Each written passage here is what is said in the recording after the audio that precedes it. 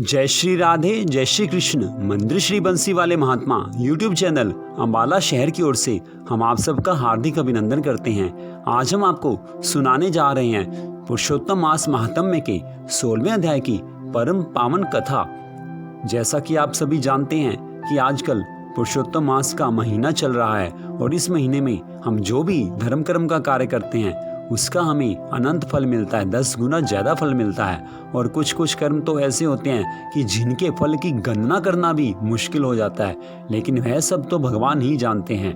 हमारा सबसे पहला कर्तव्य यही बनता है कि हम इस महीने में भगवान की भक्ति ज़्यादा से ज़्यादा करें। तो आज हम आपको सुनाने जा रहे हैं श्री पुरुषोत्तम मास के 16वें अध्याय की परम पावन कथा, जो कि इस प्रकार है। कृपया आप इसे ध्यान से सुनिए। श्री राधा कृष्ण भगवान की जय, और श्री सिया राम भगवान की जय, और श्री हरि विष्णु भगवान की जय, और श्री गौरी शंकर भगवान की जय। अब 16वां अध्याय। श्री वाल्मीकि ऋषि कहने लगे, इस प्रकार अनुपम वर देकर दोनों स्त्री पुरुषों को देखते देखते विष्णु भगवान गरुड़ पर चढ़कर अपने स्थान को चले गए। कुछ समय व्यतीत होने पर गौतमी के पुत्र उत्पन्न हुआ और सुदेव ने पुत्र के पैदा होने पर अति प्रसन्नता के साथ श्रेष्ठ ब्राह्मणों को बुलाकर जाति कर्म किया और स्नान कर ब्राह्मणों को बहुत सा दान दिया। पिता के मनोरथ के साथ माता के मन का आनंद देने वाला वह पुत्र शुक्ल पक्ष के चंद्रमा के समान बढ़ने लगा। तब पिता ने पुत्र को यज्ञोपवीत संस्कार कराकर गायत्री मंत्र का उपदेश दिया और वह पुत्र ब्रह्मचार्य व्रत का पालन करने लगा और धर्म कर्म के कार्यों में लग गया। श्री वाल्मीकि ऋषि कहने लगे, एक समय करोड़ों सूर्य के समान कांति वाले देवल ऋषि वहां पर आए। उनको देखकर सुदेव ने उनके लिए सुंदर आसन बिछाया।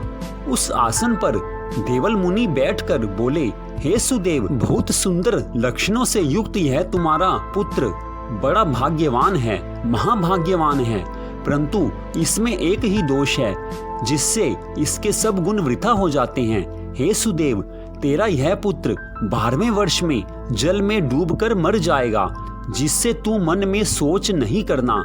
अवश्य होने वाला तो होगा ही, जो होनी है उसको कोई टाल नहीं सकता, इसमें कोई संशय नहीं है, इसका कोई उपाय भी नहीं है।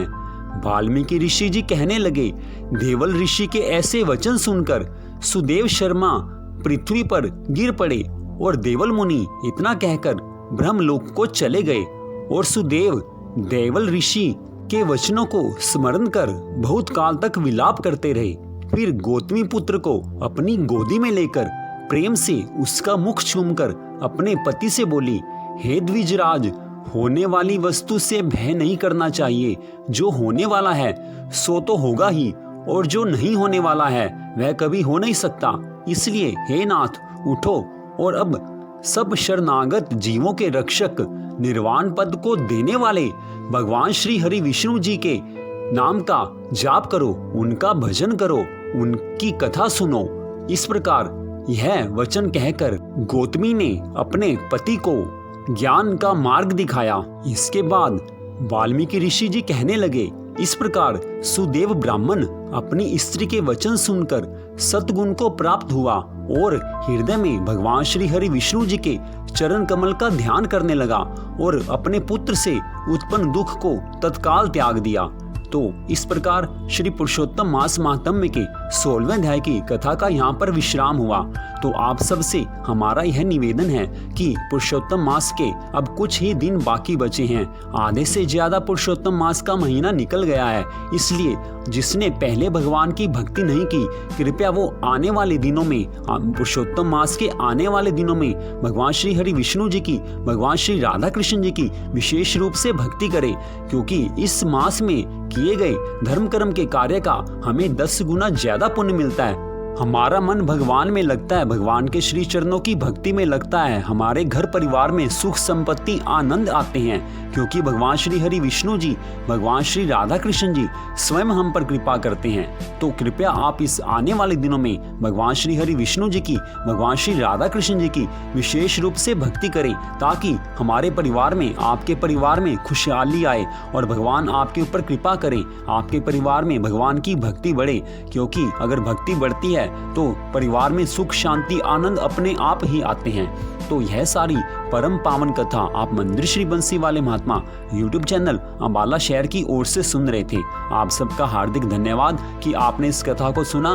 तो अंत में हम यही कहते हैं कि भगवान श्री राधा कृष्ण जी की, भगवान श्री हरि विष्णु जी की, भगवान श्री गौरी शंकर जी की कृपा आप सब पर सदा बनी रहे। इसी मंगल कामना के साथ जय श्री राधे, जय श्री कृष्ण।